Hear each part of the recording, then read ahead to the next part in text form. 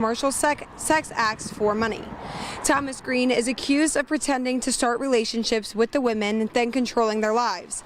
Court papers say he set up the victims online with ads and told them what acts to perform, and took most of the money that they earned.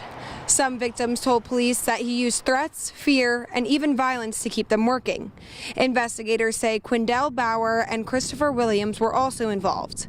They drove the women to hotels, arranged dates, and helped handle the money. Police say text messages, phone calls, and financial records all showed these men working with Green. Investigators say the evidence proves the group was running a trafficking operation involving at least 3 victims who were scared, felt trapped, and gave Green thousands of dollars over time. Green, Bauer, and Williams are now facing charges for trafficking, promoting prostitution, and conspiracy. Reporting in Polk Township, Heidi Martens, 2822 News. Heidi, thanks for that. President Trump plans a trip to northeastern Pennsylvania for the first time since last year's election. The White House confirms with 2822 News the president will visit northeastern PA on Tuesday. According to the spokesperson, the president will discuss how his administration is working toward ending the inflation crisis. It is not yet clear where exactly the president will visit.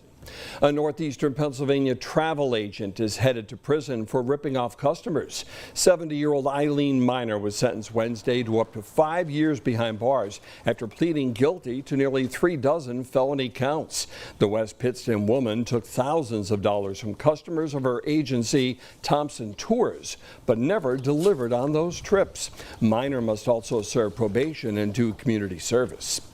The 2026 FIFA World Cup may be nearly 200 days away, but northeastern Pennsylvania is looking to get in on that soccer action. Scranton Mayor Paige Cognetti announced at a recent council meeting a plan to take part in the global festivities. 2822's Connor Core is live in the Electric City to explain. Connor. Yeah, well, good afternoon. Reading, Pittsburgh, and Scranton are being in talks right now for being a potential FIFA fan zone. Now, obviously, there are going to be games that are played down in Philadelphia, but Scranton could be one of those destinations where fans can come to enjoy the spectacle at the World Cup. Now, there is no still official word at this time if Scranton will be the official host of a fan zone. At a recent Scranton City Council meeting, Mayor Paige Cognetti did say the city is, quote, very close to being one of the 3 fan zones. According to FIFA's website, the 2022 World Cup in Qatar had a record-setting viewership. 5 billion people watched during the month-long tournament. One travel soccer coach I spoke with in our area said the growth that he has seen in the program and in Northeast Pennsylvania gets him excited about the possibility of the world's largest game coming to Scranton. When you engage in this community, you find out that it's a soccer town and that they've got the talent, they've got the passion, and if the World Cup were to come here, I think they'd be happy that they did.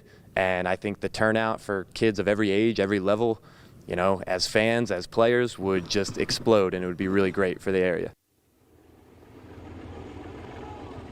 Now, I want to emphasize again, FIFA is not yet coming to Scranton as a host fan zone. Now, we did reach out to the organizers of the World Cup down in Philadelphia about when we can expect if Scranton will be an official fan zone, and we still have not heard back at this moment. In Scranton, Connor Core, 2822 News. Back to you.